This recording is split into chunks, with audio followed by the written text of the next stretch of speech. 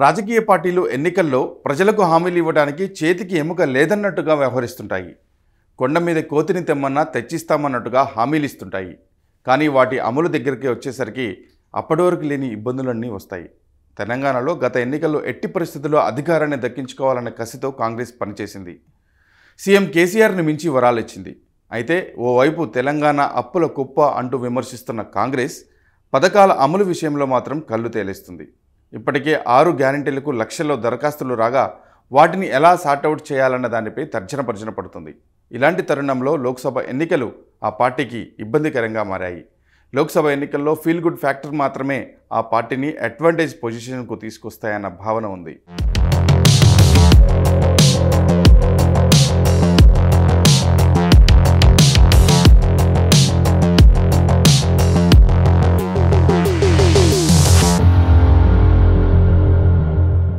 తెలంగాణ లోక్సభ ఎన్నికల్లో కాంగ్రెస్ పార్టీ విజయం సాధించడం అంత ఈజీయేనా? కాంగ్రెస్ పార్టీ అనుకున్నట్లుగా వచ్చే ఎన్నికల్లో మెజార్టీ సీట్లను గెలుచుకోవడం ఆ పార్టీకి సాధ్యమేనా అన్న భావన వ్యక్తమవుతోంది. ఎందుకంటే కాంగ్రెస్ పార్టీ అధికారంలోకి వచ్చింది 6 హామీలను అమలు చేస్తామన్న భరోసాతోనే అన్న ఫీలింగ్ ఇప్పుడు తెలంగాణ అంతటా వ్యాప్తి చెందింది. అయితే హామీల అమలు విషయంలో ఇప్పటి వరకు స్పష్టత లేకపోవడంతో వచ్చే లోక్సభ ఎన్నికల్లో కాంగ్రెస్ పార్టీ ఎలా ప్రజలను తమ వైపు తిప్పుకుంటుందా అన్న చర్చ మొదలైంది. మరీ ముఖ్యంగా చెప్పాలంటే కాంగ్రెస్ పార్టీ ఎన్నికల్లో ఇచ్చిన 6 గ్యారంటీలు తక్షణం అమలు చేయాలని విపక్షాలు డిమాండ్ చేస్తున్నాయి. సామాన్యులు సైతం ప్రభుత్వంపై నమ్మకంతోనే తాము కాంగ్రెస్ పార్టీకి ఓటేశామని చెప్తున్నారు. కాంగ్రెస్ పార్టీ ఇచ్చిన 6 హామీల్లో 2 అమల్లోకి వచ్చాయి. ఇప్పటికే మహిళలకు తెలంగాణ అంతటా ఆర్టీసీ బస్సుల్లో ఉచిత ప్రయాణ సౌకర్యాన్ని కల్పించిన ప్రభుత్వం ఆరోగ్యశ్రీ పరిమితిని 5 లక్షల నుంచి 10 లక్షలకు పెంచింది. త్వరలో 500 రూపాయలకు గ్యాస్ సిలిండర్, 200 యూనిట్ల వరకు ఉచిత విద్యుత్ అందిస్తామని సీఎం రేవంత్ రెడ్డి ప్రకటించారు. అయితే విద్యుత్ పథకాన్ని తెల్ల రేషన్ కార్డు ఉన్న వాళ్లకే అందిస్తామంటున్నారు. కానీ కేసీఆర్ 10 ఏళ్ల పాలనలో తెల్ల రేషన్ కార్డుల ప్రక్రియను పూర్తిగా నిలిపివేశారు. ప్రస్తుతం తెల్ల రేషన్ కార్డులు కొందరికి మాత్రమే ఉన్నాయి. ప్రభుత్వం ఏర్పడిన 100 రోజుల్లో ఎన్నికల్లో ప్రకటించిన 6 హామీలను అమలు చేసి తీరుతామని ప్రభుత్వం చెబుతోంది. కాంగ్రెస్ పార్టీ ఇస్తానన్న హామీలని అమలు చేయడం ఇప్పుడు ఆ పార్టీకి ఎంతో అవసరం. మరికొద్ది రోజుల్లో లోక్సభ ఎన్నికలకు నోటిఫికేషన్ రానుండడంతో ఆలోగా పథకాలను ప్రారంభించాల్సిన ఆవశ్యకత కాంగ్రెస్ పార్టీకి ఉంది. తెలంగాణను అప్పుల కుప్పగా చేశారంటూ కాంగ్రెస్ పార్టీ బీఆర్ఎస్ పార్టీపై విరుచుకుపడుతోంది.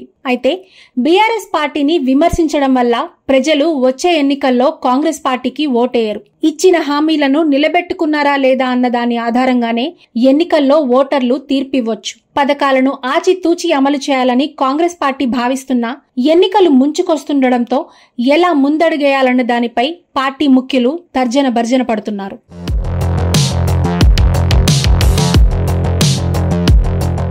గతంలో కేసీఆర్ సంక్షేమ పథకాలతో ప్రజలను హోరెత్తించారు.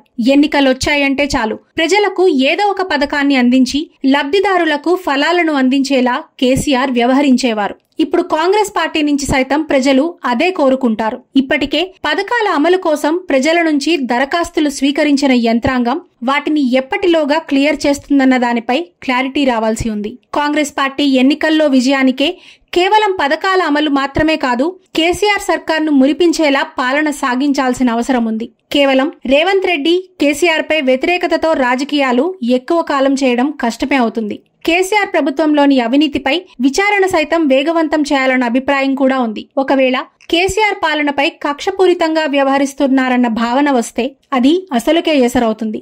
ఒకవేళ కాంగ్రెస్ బీఆర్ఎస్ పార్టీపై దూకుడుగా వెళ్తే 2 పార్టీలను ప్రశ్నించి బీజేపీ ప్రజల దృష్టిని ఆకర్షించే అవకాశం లేకపోలేదు. అంతిమంగా బీజేపీ లబ్ధి పొందే అవకాశం ఉంది. తెలంగాణ లోక్సభ ఎన్నికల్లో కాంగ్రెస్ పార్టీ పథకాల అమలు ద్వారా మాత్రమే తాము అనుకున్న లక్ష్యాన్ని చేరుకునే అవకాశం ఉంది. కాంగ్రెస్ పార్టీ ఇప్పటికిప్పుడు పథకాలను పేదలకు అందించడం కూడా అంత ఈజీ ఏం కాదు. కీలక పథకాలైన మహిళలకు ప్రతి నెల ఆర్థిక సాయం 2,500 రూపాయలు, పింఛన్లు 4,000 రూపాయలు ఇవ్వడం అనేది కష్టతరమైన వ్యవహారం. ఇప్పటికే అందిన దరఖాస్తులను స్టడీ చేసి అర్హులకు పథకాలివ్వాలని భావిస్తున్న ప్రభుత్వానికి కాసుల కటకట వేధిస్తోంది. ఇలాంటి తరుణంలో పథకాల అమలు రేవంత్ సర్కారుకు అతి పెద్ద సవాల్. ఎన్నికల్లో విజయం సాధించాలంటే కాంగ్రెస్ ఎన్నికల్లో ఇచ్చిన హామీలను నిలబెట్టుకోవాలి. అప్పుడు మాత్రమే ఎన్నికల్లో హస్తం పార్టీ అనుకున్నట్లుగా సీట్లను గెలవగలుగుతుంది. ఒకవేళ లోక్సభ ఎన్నికల్లో కాంగ్రెస్ పార్టీ దెబ్బతింటే వచ్చే రోజుల్లో రేవంత్ పాలనపై ఆ ప్రభావం ప్రస్ఫుటంగా ఉండే ప్రమాదం ఉంది.